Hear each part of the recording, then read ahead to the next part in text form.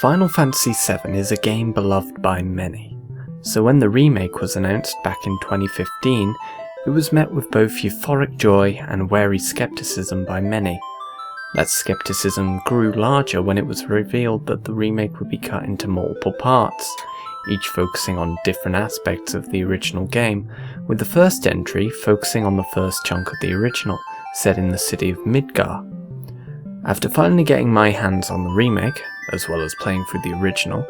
both games left a solid impression on me, which I hope to convey in this two-part series of videos. The way I'm going to structure this video in particular is by first talking about the Final Fantasy series itself, as well as a basic overview of the Final Fantasy VII compilation series, in order to give some context for the series as a whole.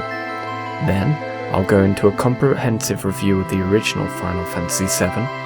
The version I played for the purpose of this video is the updated PC port available on Steam, so there may be small differences between the version I played and the original PlayStation 1 release, such as translation differences and minor graphical changes, so keep that in mind. In the next video, I'll go into a review of the Final Fantasy VII Remake itself, which I played on my PlayStation 4 Pro, weighing its pros and cons, as well as giving my thoughts on some of the narrative differences from the original and the ramifications they may potentially have on future entries. Then, finally, I'll go into a short analysis of the differences between the remake, the original, as well as what I personally preferred about each entry. As a disclaimer, the opinions I convey over the course of this video are my own, and if you disagree with them, or if I've made any mistakes regarding any of the information provided in this video or the next, feel free to comment below with your thoughts or feelings. This is an interesting topic to discuss, and I know a lot of you are probably very passionate about this game, so I'm curious to see what you all think. Now, without any further ado, let's mosey.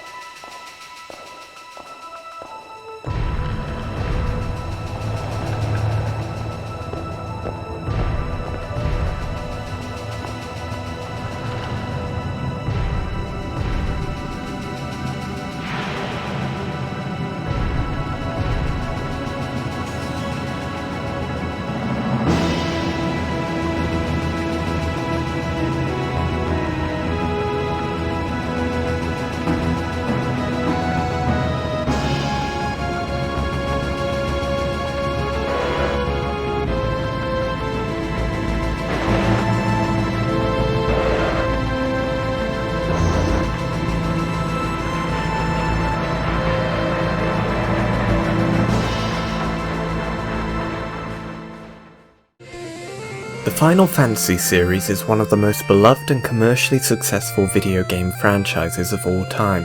known for its captivating storytelling, groundbreaking visuals, and emotionally empowering soundtracks. It's a series that has managed to stand the test of time and is considered by many to be the flagship series for publisher Square Enix. The first entry in the series was released in Japan in 1987 for the Nintendo Entertainment System and was mostly inspired by similar role-playing games released around that time, such as Dragon Quest and Ultima. The game was a great success, despite the lack of popularity in the genre at the time, and is considered one of the most influential role-playing games at the time of its release. Since then, the series has prospered with at present 15 mainline series entries and a bevy of spin-offs and sequels. When it comes to the ongoing story, each entry in the mainline series is almost completely unrelated, only sharing similar themes and iconic imagery, such as crystals, the conflict between magic and nature versus technology, Moogles, Chocobo, and many more.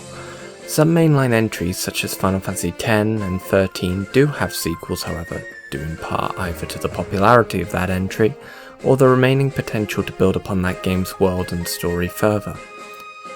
Many of the entries in the series are considered among some of the greatest video games of all time, including some of the spin-offs like Final Fantasy Tactics. However, none have as high of a positive notoriety as 1997's Final Fantasy VII, which was released on the Sony PlayStation to critical and commercial success. The entry was praised for its, at the time, revolutionary 3D graphics, turn-based gameplay, emotionally captivating original soundtrack and story, which has led to it attaining a huge fanbase following its release, which has persisted for over 20 years. The game was also renowned for being a PlayStation exclusive, which was important at the time because previous entries, as well as other Squaresoft RPGs, were exclusive to Nintendo platforms, which were considered Sony, the PlayStation manufacturer's, primary rival at the time in the video game market. So to see a prominent game publisher's flagship series change platforms, especially to the platform holder's primary competition, was a huge deal at the time and helped to increase sales in the PlayStation platform as a whole. Over the course of the 20 plus years since Final Fantasy VII's original release, it has received several sequels, prequels and side stories in the form of video games, movies and novels that help to capitalize on the massive fan following of the game and to flesh out the world and characters further. The Final Fantasy VII compilation, as Square Enix likes to call these projects, include Before Crisis, a mobile prequel game set 6 years prior to the events of Final Fantasy VII that focuses on the Turks, a group of antagonists from the original game. The prequel game Crisis Core, which was released on PlayStation Portable in 2007, focuses on the character Zack Fair and is set directly prior to the events of Final Fantasy VII, with the main scenario featuring several key events alluded to in passing or briefly seen in flashbacks in the original Final Fantasy VII, such as the Nibelheim incident. Advent Children was a CGI movie set 2 years after Final Fantasy VII that focused on the aftermath of the original game. Dirge of Cerberus, which was a third-person shooter set 3 years after Final Fantasy VII, focused on the backstory of Vincent Valentine, an optional party member from Final Fantasy VII who didn't really have much in the way of character development in the original game, as well as his struggles against a mysterious group known as Deep Ground. There was also a novel called The Kids Are Alright, a Turk side story which was set prior to the events of Advent Children and follows a private detective and his friends interacting with the Turks, as well as sets up some of the events in Advent Children. The latest entry, the Final Fantasy VII Remake, was released in April 2020, and despite the name suggesting otherwise, is not entirely a full remake of Final Fantasy VII, but instead only focuses on the first several hours of the original, specifically the section of the game set in the city of Midgar. More remakes will come out in the future, adapting the segments of the game that follow on from that. However, at present it is not known how many games the remake project will consist of by the end of it, or when they'll come out. The reason given is that the developers of the game wanted to flesh out the details on the events of the Midgar portion, as well as further develop the characters and their motivations and really emphasise the scope and scale of the city of Midgar itself as well as the world. However, doing so whilst completely adapting the entire Final Fantasy VII narrative and modernising the gameplay would be an impossible feat, so instead they decided to make the remake the first part in a multi-part remake series, so they can adapt the original to a larger scope. The text on the back of the box specifically states, the story of this first standalone game in the Final Fantasy VII Remake project covers up to the party's escape from Midgar, and goes deeper into the events occurring in the city than the original Final Fantasy VII did. The original Final Fantasy VII was released on the Sony PlayStation in 1997, with a mostly inferior PC port released the following year. The game was directed by Yoshinori Kitase and produced by the creator of the Final Fantasy series Hironobu Sakaguchi. The original draft of the story, which was significantly different from the final release, was also written by Sakaguchi, who also came up with the general themes and concepts of the game. The story was then reworked and refined by Kitase, Tetsuya Nomura, and Kazushige Nojima, who conceived the geopolitical battle between Avalanche and Shinra, as well as the core narrative of the game itself. Nomura was also the main character designer, whilst Nobuo Uematsu, the the composer of the previous Final Fantasy games, returned to create the soundtrack for this game. The game is notable for being the first mainline Final Fantasy game to release in Europe, and on release it was both critically and commercially successful, with reviewers praising the revolutionary 3D graphics and cutscenes, as well as the incredibly emotional and complex storyline and soundtrack. The game sold over 10 million copies worldwide and is one of the highest grossing entries in the series to date, with only Final Fantasy XIV and XV coming remotely close. The game was later re-released on PC with an updated port, which was then also released on mobile, PS4, Xbox One and Nintendo Switch. The original PlayStation 1 version of the game was also made available on the PlayStation 3 and PlayStation Vita as well. The core gameplay in Final Fantasy VII is focused on exploration and combat. During the exploration portion of the game, you can explore areas in the overworld and dungeons, partake in minigames and progress the story. The first 5 to 6 hours of the game, during the section set in Midgar, is very linear, but upon leaving Midgar, the world is fully explorable with several towns and dungeons to visit and side quests to complete, though some are locked off until you unlock various vehicles to traverse rivers or other overworld obstacles. The combat portion of the game is where the core gameplay lies, and is constant throughout the game, whether against random enemy encounters found in the overworld, or through scripted fights and boss battles to progress the story. The combat itself primarily consists of a turn-based active time battle system, where a bar next to each character's stats slowly fills as time progresses, and once full, the player can choose an action for that character to use. Actions include attacking, defending, using abilities and spells to either damage enemies or aid the party, or summons, which as the name suggests call forth giant beasts that perform a special attack on enemies for great damage.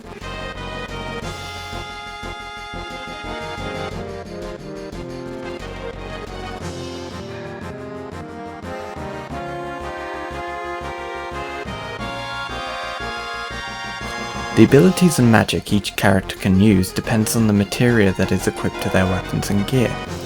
Each weapon and gear has a certain number of slots on them that the player can then equip materia to. Materia, once equipped, can then be used to cast specific spells, abilities or summons. Some materia slots are conjoined to other materia slots. The purpose of this is to attach materia that change the nature of the conjoined materia. For example, the all materia changes the nature of a spell materia conjoined to it from single target to multi-target. So instead of casting, let's say, fire on one enemy, you can cast it on all enemies for the same cost and damage as if it were on just one, in the same turn. The materia system is, in my opinion, what makes this Final Fantasy game's combat so fun and interesting, as the amount of customizability and strategy with deciding what materia is best for which situation is fun and engaging. The summons are also really cool, each with their own unique spectacle and charm, which makes the task of obtaining new ones enticing and fun. Each character also has their own unique special move called Limit Break, which is obtained during combat when that character's limit gauge fills. The limit gauge fills by taking damage, unlike the ATB gauge which fills over time. Each character's limit breaks behave differently, and the characters can unlock more powerful limit breaks as you progress through the game. So, suffice to say, the turn-based combat in Final Fantasy VII is really fun, interesting, and has quite a lot of depth to it, though it does have its flaws. For instance, whilst the combat is for the most part fun and interesting, it falls into the same sort of pitfalls that other turn-based RPGs tend to fall into, where returning to areas with low-level enemies becomes a chore due to the encounter rate staying the same and the transition period to the fight taking longer than the fight itself. Grinding is also especially tedious compared to other JRPGs due to the large number of party members, and the game requiring you to use certain party members at certain points of the game to progress, so you have to make sure to keep everyone well leveled so that you don't end up struggling when forced to use a character you haven't really used much. Outside of the combat and exploration, there are also several minigames that break up the pace and repetitive nature of the core gameplay, such as the motorbike chase and snowboarding minigames. Most of these minigames can be found at a location called the Gold Saucer, including the infamous Chocobo racing, where once you've obtained your own Chocobo, you can compete in races against other Chocobo in order to rank up and earn rewards that can help you progress in the main game, such as rare materia and equipment. The minigames in Final Fantasy VII are for the most part alright and fulfill their purpose, albeit without any real longevity or depth that will make anyone want to play most of them more than once. The graphics in Final Fantasy VII were considered revolutionary at the time of its release, and helped showcase the graphical power of the original PlayStation with its detailed environments, character models and amazing cutscenes. It was the first entry in the series to utilise 3D character models, with characters in the overworld having a cartoony, blocky, low-poly design, and character models during battle having slightly more detailed, realistic proportions. The difference in character model art style during combat and outside of combat is due to the hardware limitations at the time, as more things need to be rendered and require hardware power in the overworld than during combat. The way the backgrounds are implemented are also pretty interesting, with 3D rendered scenes that were converted into images to give the illusion of a 3D environment to get around hardware limitations. A similar effect is utilised in the Donkey Kong Country games on Super Nintendo, which converted highly detailed 3D models and animations into 2D sprites to get around the graphical shortcomings of that platform. It should be said though that the backgrounds do look stunning, despite the low resolution, and are easily the graphical assets in the game that have aged the best, as every location looks interesting and visually unique, yet consistent to the game's core aesthetic. The FMV cutscenes, however, haven't aged as nicely, as though the backgrounds look great in them. The character models and animations within are quite awkward and clunky, especially compared to the cutscenes in Final Fantasy VIII, which was released a year later and are vastly improved. That isn't to say that the cutscenes are awful in any way, as they are still much better than other PlayStation games that use FMV cutscenes, and some of the ways Final Fantasy VII utilises them are impressive even today. In particular, the way some of the cutscenes transition directly into gameplay is something that even a lot of modern games can't manage seamlessly. However, here they managed to do it quite effectively, using the hardware limitations to their advantage, and it's something I personally found really cool. The music in the game was composed by legendary Final Fantasy composer Nobuo Uematsu, who composed soundtracks for many of the mainline Final Fantasy games and is responsible for the creation of many memorable and incredible music tracks, such as the Prelude, which is used in almost every Final Fantasy game, commonly as the title screen music.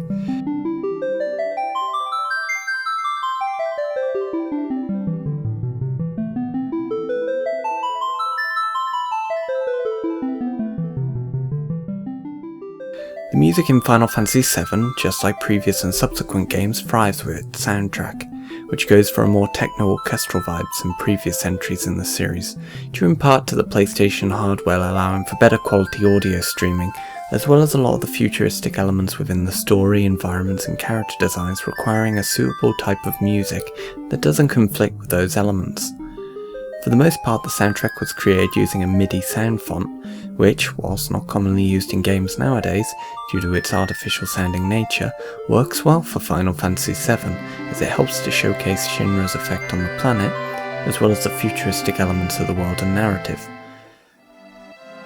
My personal favourite track in the game is probably the main theme of Final Fantasy VII, which plays during the segments of the game where you're exploring the world map, as it really helps to instill a sense of wonder and awe in the player, especially during that first moment when you see the world map for the first time and the sinister opening of the track transitions into a wondrous melody and fear of the unknown transforms into an eagerness to explore.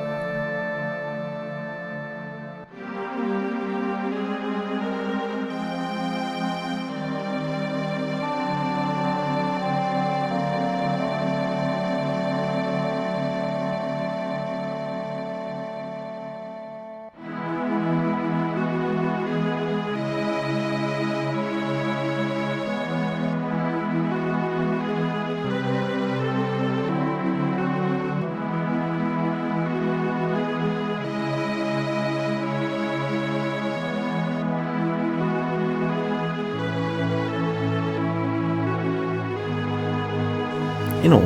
Almost all the music in Final Fantasy VII is memorable, fits nicely with the scenes in which they play, and are altogether really great.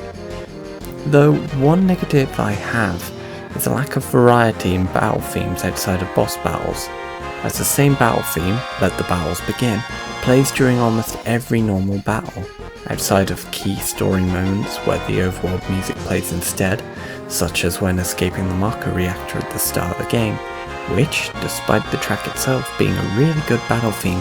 with a great tempo that lends itself well to getting the players hyped to fight, it can get very repetitive, especially the further into the game you get and depending on how much grinding you do.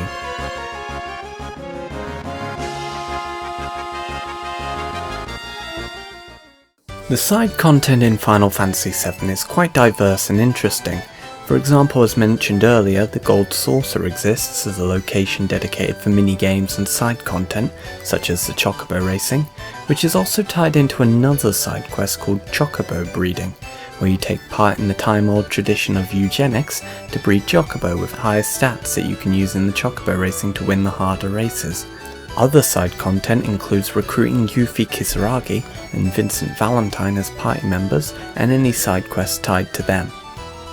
as well as difficult boss battles against the ultimate Ruby and Emerald weapons, 3 optional super bosses that were created by the planet to fight Genova but go on a rampage and have to be destroyed. The rewards for beating the super bosses vary, but defeating the ultimate weapon in particular awards Cloud with his strongest weapon, the aptly named Ultima weapon, so attempting to fight the super bosses is definitely a worthwhile venture and offers a decent challenge for anyone who finds the main story content a breeze to get through. There is also a few optional dungeons and areas to explore that offer more opportunities for world building, as well as character development, such as Wutai and Fort Conda, the latter of which takes the form of a small strategy minigame where you have to hire and position soldiers to defend Fort Conda from waves of Shinra forces. Admittedly, not all the content is fun or has much depth. Fort Conda, for instance, is not worth the time aside from the first time and the time you need to do it to progress the story,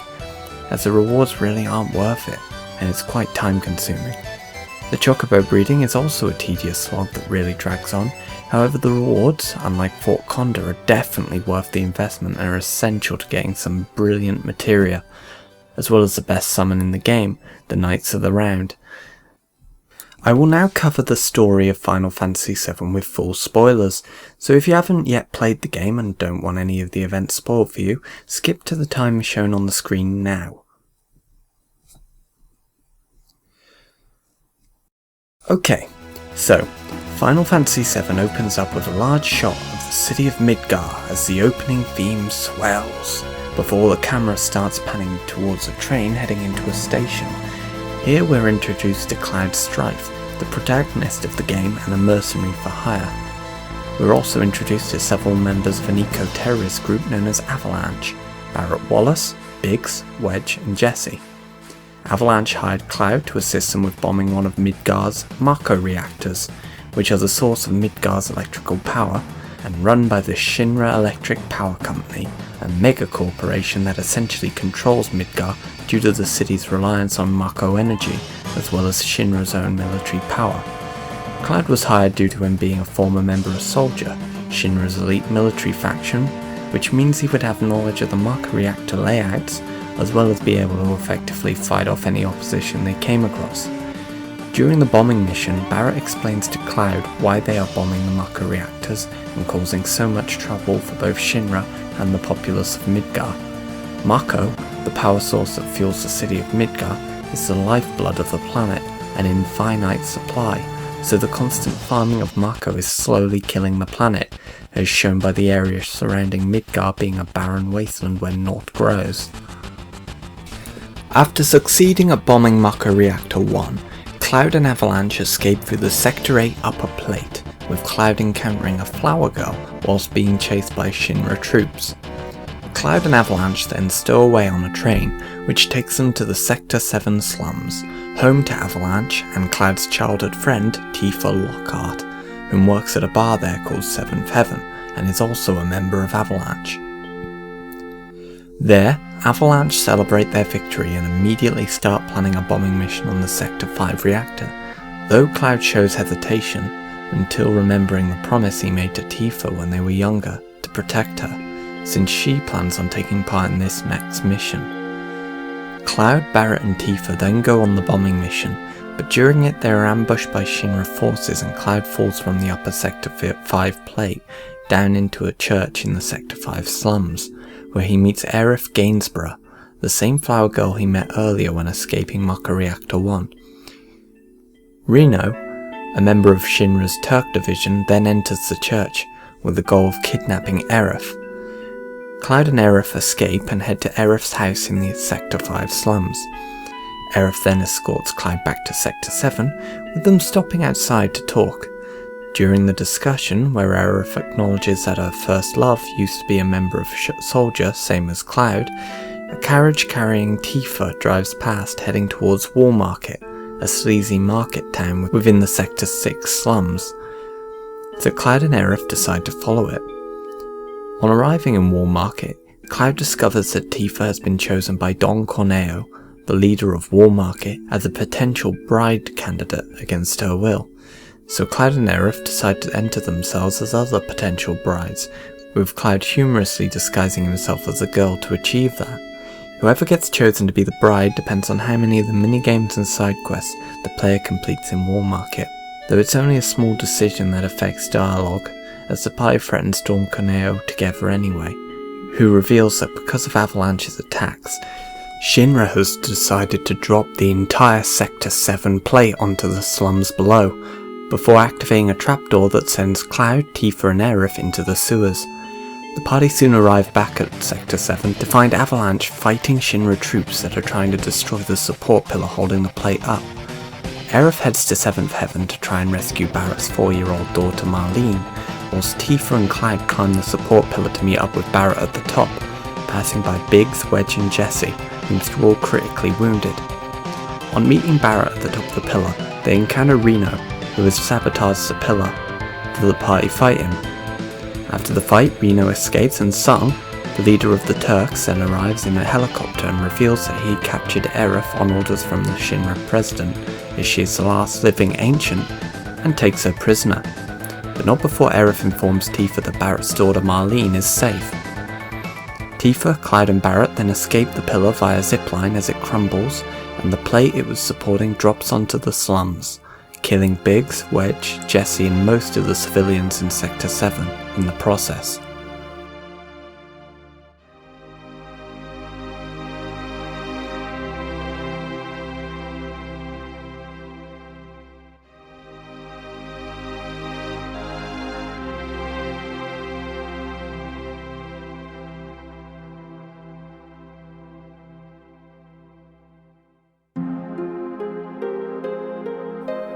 Cloud, Tifa and Barret then make their way to Aerith's house in Sector 5, where they find Marlene safe and being cared for by Aerith's mother, Elmira, who reveals that she isn't actually Aerith's biological mother, and that she was entrusted to her by Aerith's real mother, Ilfana, who had escaped from Shinra's laboratory before dying.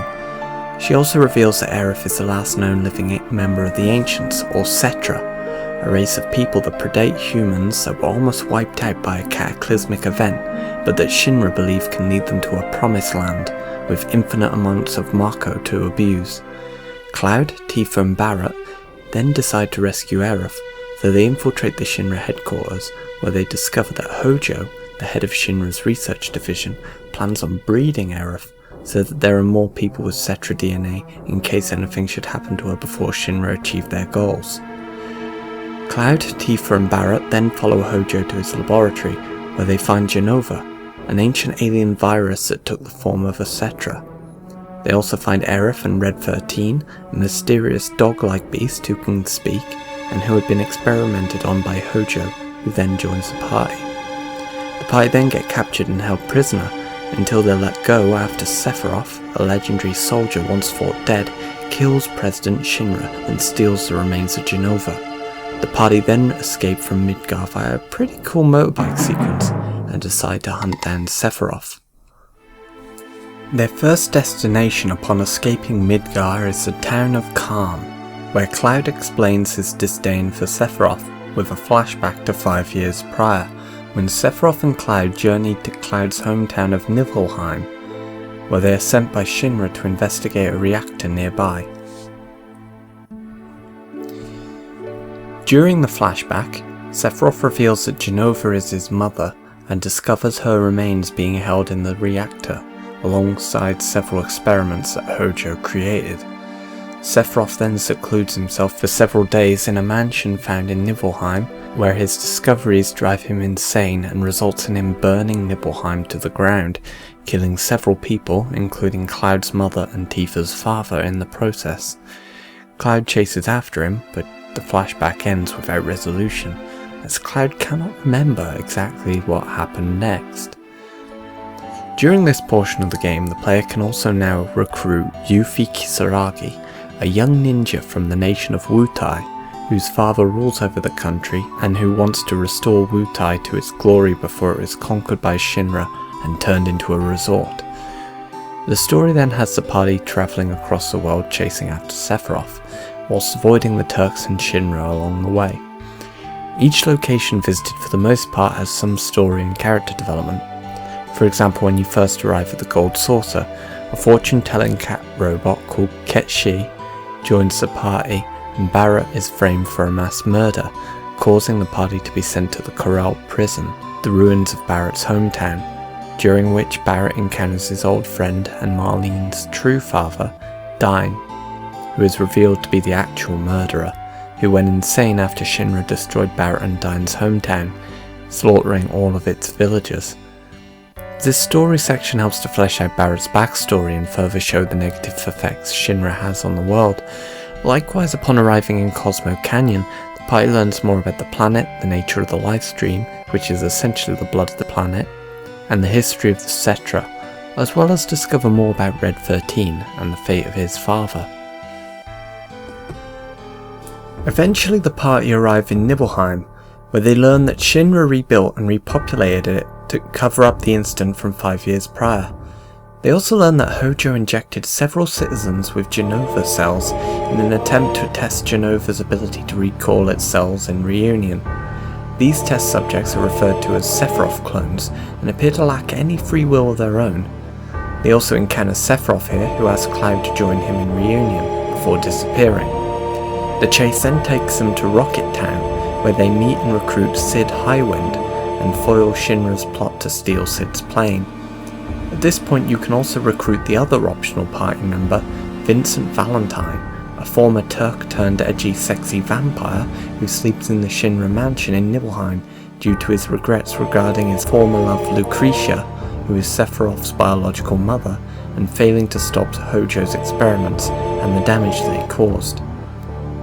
Eventually the party discovers that Sephiroth plans to use a black materia to summon a meteorite to destroy the planet. Their journey takes them to the Temple of the Ancients, along the way discovering that Ketshi is actually controlled by a person working for Shinra, and that he kidnapped Marlene and is holding her hostage as blackmail to keep him in the party.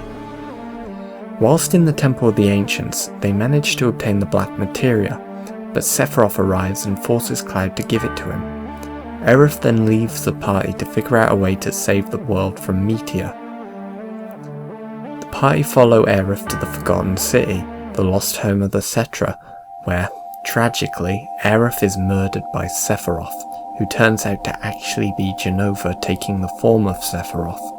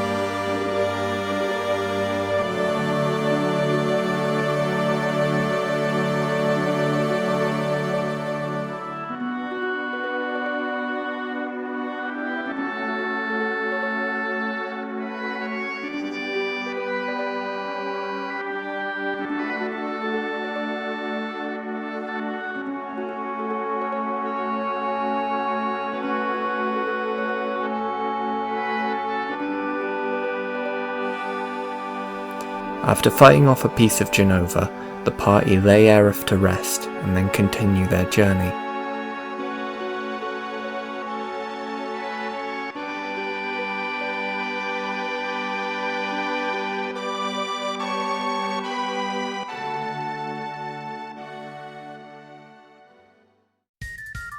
Eventually they follow Genova Sephiroth to the North Crater, where they are met by Shinra and the Sephiroth clones. Sephiroth slays all of the clones and transforms again into another Genova monster. After the party beat it, they re-obtain the black materia, who Cloud gives to a party member to prevent him from giving to Sephiroth again. Sephiroth then attempts to confuse the party by showing them an illusion of the Nibelheim incident, with Cloud replaced by a man called Zack, showing that Cloud was never there and that Cloud is a puppet created by Hojo and is yet another Sephiroth clone. Sephiroth then tricks the party into handing Cloud the black materia, who then hands it to the true Sephiroth,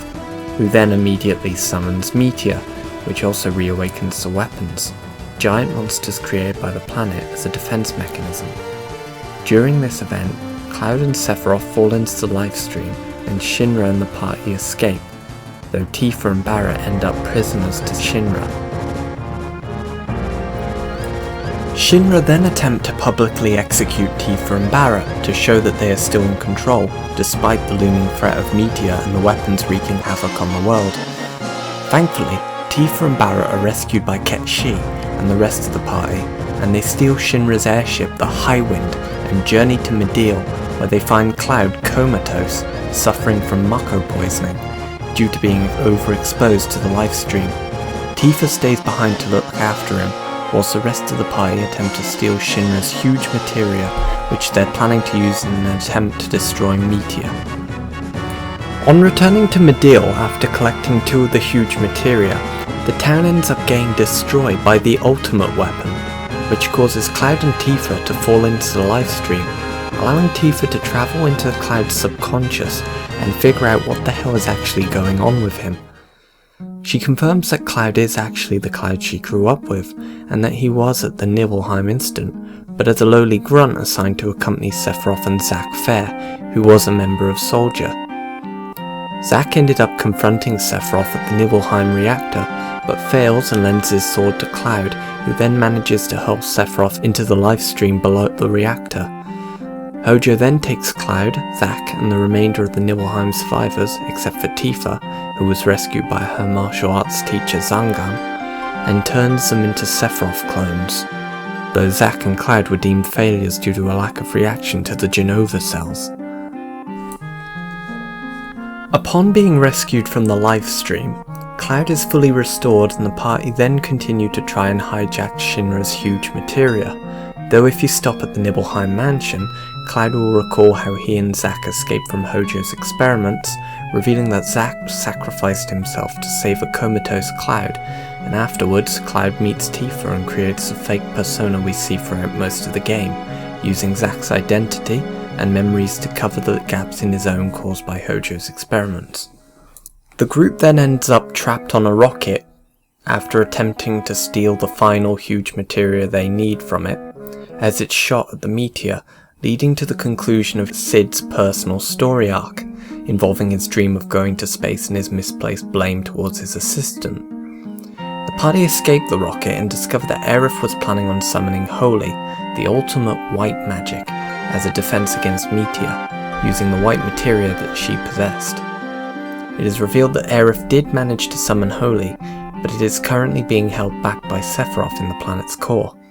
Meanwhile, Shinra have created a Mako cannon called Sister Ray, which they attempt to use against Sephiroth and the weapons, firing it and breaking the shield Sephiroth created around the North Crater, as well as destroying the diamond weapon, though the diamond weapon does manage to damage the Shinra building in Midgar before perishing, leading to Rufus Shinra going missing and Shinra to fall into chaos as a result. Ket Shi then reveals that he is being controlled by Reeve Tuesti, the head of Shinra's Urban Development Division, and requests the party's help in Midgar, as Hojo is planning on firing the Sister Ray again with the hope of strengthening his son Sephiroth. The party defeat Hojo and head back to the North Crater to face Sephiroth within the planet's core. The final battle is quite a spectacle with multiple phases, including a godlike Sephiroth who can perform an attack that destroys the solar system as the music track One Winged Angel blares in the background. The fight culminates with one final duel between Cloud and Sephiroth within Cloud's subconscious.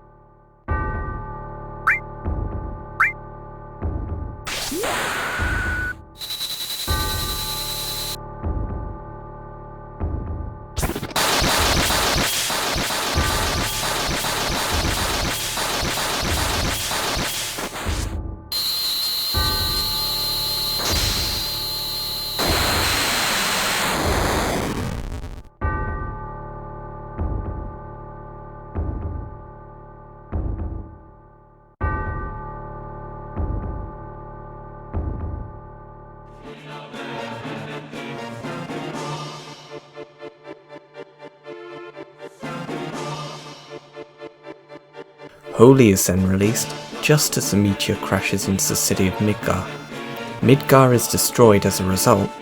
but Aerith's spirit causes the lifestream to push the meteor far away from the planet, allowing Holy to destroy it, as the party watch on from aboard the Highwind.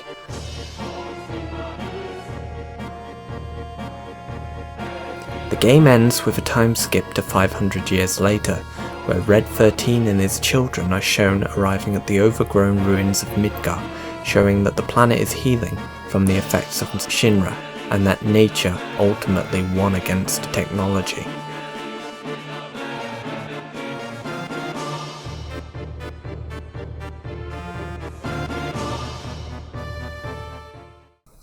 As you can see, the story of Final Fantasy VII is really quite large, and for the most part it conveys its themes really well. The themes of course being of identity as shown through Cloud, Sephiroth and Jenova, as well as environmentalism and capitalism, shown through Shinra, the lifestream and the nature of the weapons and Holy, with the final shot of the game being of an overgrown vegetation covered Midgar, meant to symbolise nature eventually coming out on top. That being said, even though the story of Final Fantasy VII is really interesting and full of emotional twists and turns, the pacing of the game is kind of all over the place. The part of the game set in Midgar is very linear and dense with narrative moments, but without any room to breathe and the limited dialogue due to hardware limitations, there is little actual character development despite the amount of story being told, almost as if it's just summarising a much larger tale. On the flip side, upon leaving Midgar, the opposite problem happens with the pacing, with large gaps between each story development, leaving plenty of time to breathe,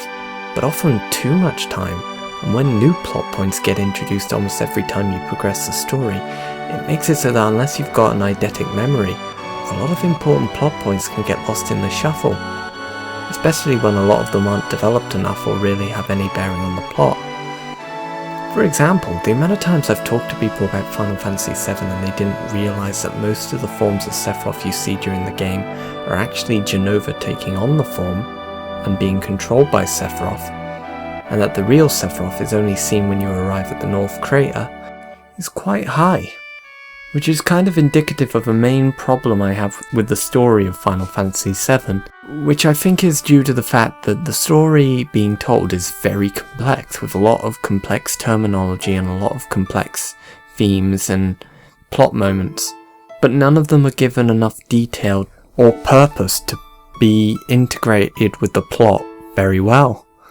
That being said though, a lot of those issues are only present now when comparing the story to modern RPG storylines, as at the time Final Fantasy VII was easily one of the most complex and groundbreaking storylines in gaming. It's just that the advances made in video game storytelling definitely expose the shortcomings of the game's narrative a lot more clearer nowadays.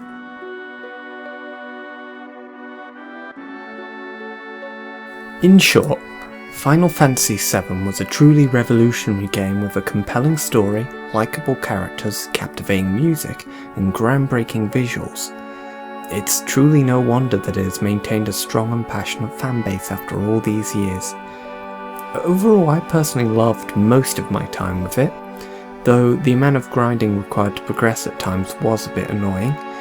Some of the music, whilst amazing, can get quite repetitive and stale due to overuse in the side content. Whilst varied and in particular the super bosses are fun and compelling, a lot of it feels lackluster, tedious and not worth the time investment. Despite those complaints though, I still highly recommend it for anyone looking for a good long JRPG to play through, as there's still a lot to love with the game as a whole, and the story and characters are quite compelling, even if it hasn't aged quite as well as other entries in the series.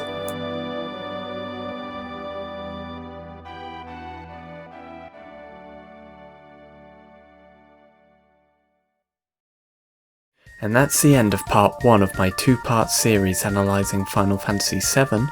and its remake. I hope you've enjoyed the ride so far, and I thank you so much for watching. This is the first time I've ever produced a video like this, especially to this length and with this amount of footage to sift through, so I hope I managed to express my thoughts on the original Final Fantasy VII in a cohesive and informative way. If you enjoyed this video and you'd like to see more, let me know in the comments below, and don't forget to like and subscribe if you want to be informed when the next part, focusing on the Final Fantasy VII Remake, is released, as well as any other videos that I'll be making in the future. Until next time though, this is Kingdom H, signing out.